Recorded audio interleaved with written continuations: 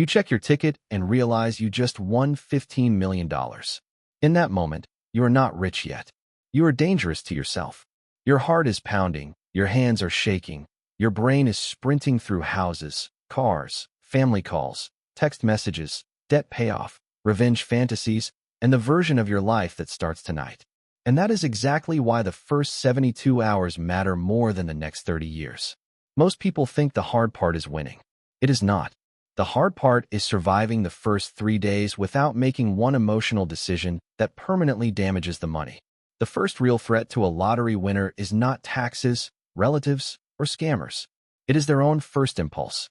My name is Nick, and I spend an unhealthy amount of time studying what sudden money does to human behavior, why some people turn a windfall into permanent freedom, and why others turn it into a faster route to disaster than the life they had before. If you ever bought a ticket and imagine what you would do if your numbers hit, this is the part almost nobody imagines correctly. Winning creates options. It does not create judgment. The internet loves the fantasy version of lottery winners. Big smile, giant check, champagne, new house, new life. The real story is uglier. Sudden money does not erase the habits, blind spots, fears, ego, guilt, or family chaos that were already there. It magnifies them. That is why the first 72 hours matter so much. In those 3 days, people usually make the same 3 destructive moves. They tell too many people too fast. They start spending before the money is even in hand. And they make permanent decisions while still emotionally intoxicated by the win. Every one of those moves creates downstream damage. Privacy gets destroyed. Pressure arrives immediately. Bad advice floods in. Identity changes faster than judgment does. A huge windfall does not arrive into a calm, prepared mind. It arrives like an emotional explosion. Normal people are not trained to process a life-changing amount of money overnight. That is why the first 72 hours are not about celebration. They are about containment. This is the whole mistake. Most winners treat the first 3 days like the beginning of the spending story. The winners who stay rich treat it like the beginning of the protection story. In the wrong hands, one reckless 72-hour spending spree can lock in losses that take years to reverse and sometimes never get reversed at all. Jack is 42, works warehouse management, earns $55,000 a year, pays child support, carries credit card debt, and lives close to the edge every month. On a Wednesday night, he realizes he has won an $18 million jackpot. In the first hour, he tells his ex-wife, his brother, his mother, and 3 close friends. By morning, 10 more people know. By lunch, social media knows. By evening, people he has not heard from in years are suddenly emotional, supportive, desperate, or aggressive. On day 2, Jack quits his job publicly because he wants the emotional release. He chooses the lump sum immediately because waiting sounds unbearable.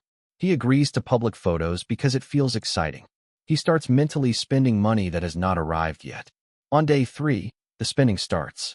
A luxury car, a house deposit, a Vegas trip, gifts, loans disguised as gifts. A new identity begins before any long-term plan exists. The damage is not just the money spent. The damage is the pace. Jack has turned a financial event into a psychological stampede. Maria is 38, teaches elementary school, has 1 daughter, keeps decent savings, and lives a stable but ordinary life. She wins the same jackpot. Her first move is not celebration. Her first move is silence. She secures the ticket, documents it, verifies it carefully, and tells no one beyond the minimum necessary circle once professional advice begins. She does not quit her job. She does not announce anything. She does not turn the first 3 days into a personal movie trailer. Instead, she uses the first 72 hours to slow the event down. She starts calling lawyers with relevant experience. She learns what privacy options her state allows. She prepares to choose advisors before she chooses a house, a car, or a version of herself she may regret. The visible difference between Jack and Maria in the first 3 days looks boring. The financial difference 5 years later looks massive. This is the part people miss. Jack and Maria do not diverge because one is naturally wiser. They diverge because one treats the win like permission and the other treats it like responsibility. Jack converts luck into exposure. Maria converts luck into structure. Jack starts by changing his lifestyle. Maria starts by changing the legal and financial container around the money. The winners who look the least exciting in the first week usually end up with the strongest lives 5 years later. This is not really a stupidity problem. It is an overload problem. Most people have never handled even $100,000, let alone millions. So when a massive windfall lands, the brain does not calmly translate it into decades of sustainable planning. It translates it into emotional scale. 5 million feels endless when you have spent your life thinking in monthly bills. 18 million feels cosmic when your old frame of reference was making rent and covering groceries. That creates three distortions immediately. First, the money feels larger than it is. Second, the future feels less real than the present. Third, spending starts to feel like proof that the win actually happened. The second trap is social. Once other people know, the money stops being just your money in their minds. It becomes a shared moral drama. Some people will want help. Some will want fairness. Some will want revenge. Some will pitch you opportunities. Some will act like your good luck created an obligation. The most dangerous part is that many of these requests will feel emotionally legitimate. That is why winners say yes too early, too often, and with no structure. One uncontrolled generosity cycle can turn a fortune into a permanent guilt machine. Then comes the next wave. Advisors, brokers, insurance sellers, real estate people, business pitches, wealth managers, private deals, tax saviors, family office cosplay. Some of them are legitimate. Some of them are useless. Some of them are predators wearing polished language. Sudden wealth attracts expertise and opportunism at the same time, and the average winner cannot tell the difference under pressure. The first million many winners lose is often not spent on fun. It is lost to pressure, leakage, and bad professional help. The first 24 hours are about silence, verification, and physical control. Verify the ticket carefully. Secure the physical ticket immediately. Make high-quality copies or photos for documentation. Store it somewhere protected, ideally according to your state's rules and your attorney's guidance. Official estate planning guidance consistently starts with the same priorities. Secure the ticket, stay discreet, and bring in qualified help before you make public or financial moves. Do not turn the moment into a phone tree. Do not post online. Do not quit your job. Do not treat adrenaline like clarity. Your only job in the first day is to prevent an irreversible mistake. Saying nothing for 24 hours can be worth more than any investment decision you make in the first year. The next 24 hours are for building the smallest possible circle of competent people.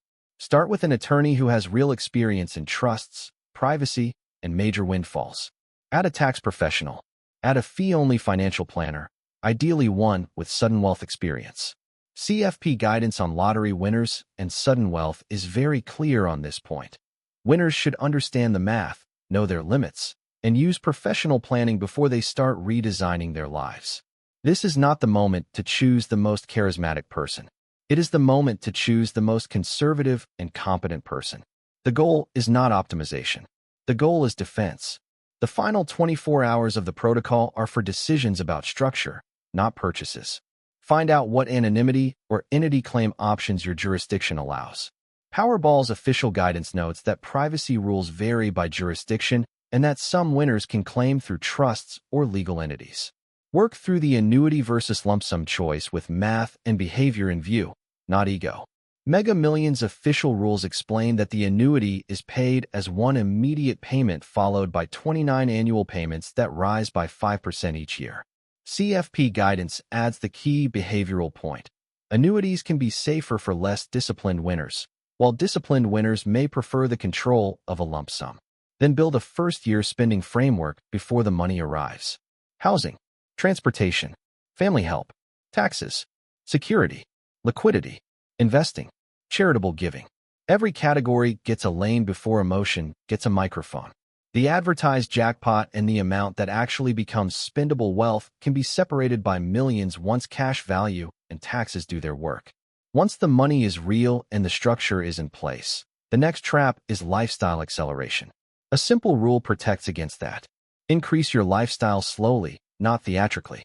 If your post-tax net wealth is $5 million, acting like you can spend at a movie millionaire level is how the decline begins. A much safer approach is to cap early lifestyle expansion aggressively and let the portfolio, not the dopamine, dictate the pace. That is how a windfall becomes durable instead of cinematic. The final layer is friction. Rich people who stay rich after sudden money usually build friction on purpose. Waiting periods for large purchases. Withdrawal rules. A gatekeeper for major commitments. A formal family giving budget instead of spontaneous rescues. An advisor who is allowed to slow you down. The point is not distrust. The point is recognizing that millions magnify mistakes. Sudden wealth is safest when it feels slightly inconvenient to access. Here is the truth most people never hear. A lottery win does not make you wealthy. It gives you a chance to become wealthy. Wealth is not the number. Wealth is the structure, behavior, restraint, and system around the number. The same $5 million can become lifelong security in one person's hands and public humiliation in another's. The money changes less than the behavior does. Jack and Maria got the same luck. They did not get the same outcome. The difference was not the jackpot. The difference was the protocol. This protocol matters far beyond lottery tickets. It applies to inheritance, lawsuit settlements, business exits, insurance payouts, IPO money, severance, large bonuses, and any moment when life suddenly hands someone more money than their habits are ready to handle. The principle is the same every time. Slow the event down. Protect privacy. Build the team. Put structure before celebration. Luck creates the opening. Discipline decides whether the opening becomes freedom or wreckage. In sudden wealth, the first 72 hours often matter more than the next 72 months. If you want, I can turn this into an even tighter American Native YouTube version with harder retention beats, stronger cold, open lines, and more cinematic transitions.